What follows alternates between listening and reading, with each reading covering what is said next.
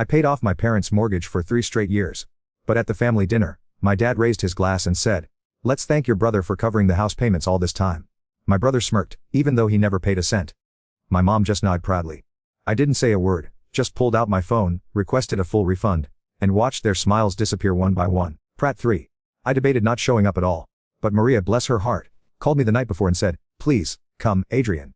You don't have to say anything, just show up." So I did. When I walked in, the room went quiet for a second. Not like movie level silent, but enough for me to feel it. A few heads turned. Some people gave me polite nods. Others, like my Aunt Denise, just looked away and pretended to be deeply interested in the bread basket. I took a seat at the far end of the table. Derek was already there. Of course, right in the middle of the action, laughing loudly at some story he was telling about his crypto venture and it was about to blow up. He wore a blazer, no tie, top button undone, like he thought he was auditioning for Shark Tank.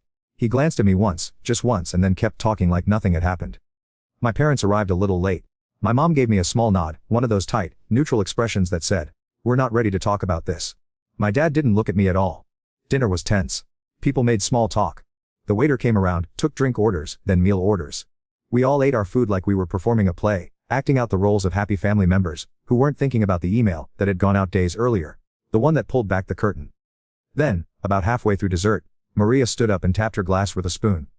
"Sorry," she said. "Can I just say something real quick before we all get too tipsy?" The room turned toward her. "I just want to thank everyone for coming." She smiled. "And I especially want to thank the people who show up not just today, but consistently. The ones who help behind the scenes. The ones who don't need a spotlight to make a difference." She turned her eyes toward me. "I think we forget sometimes who really holds things together." There was a pause, a weight in the air. She didn't say my name. She didn't have to. Everyone knew. I didn't smile. I didn't cry. I just sat there and picked at the edge of my napkin, suddenly, very aware of my own breathing.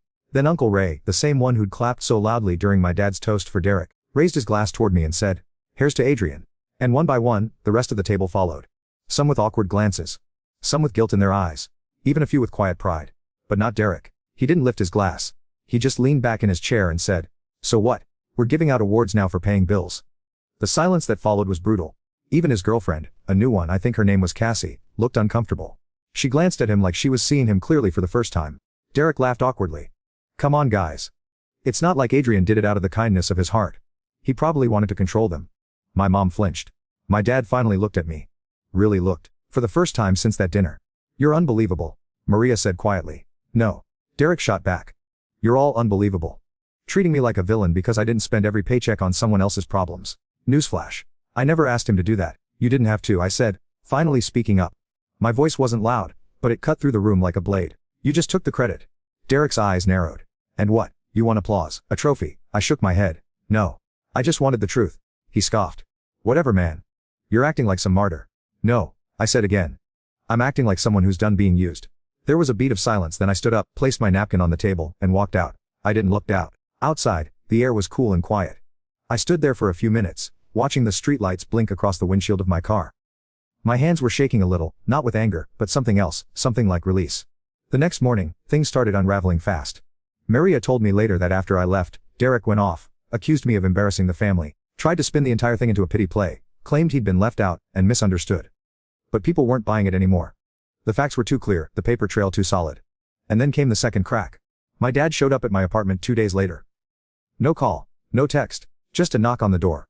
When I opened it, he was standing there in a plain sweatshirt and jeans, hands shoved in his pockets, looking smaller than I remembered. He didn't ask to come in. He just said, "You still got that folder?"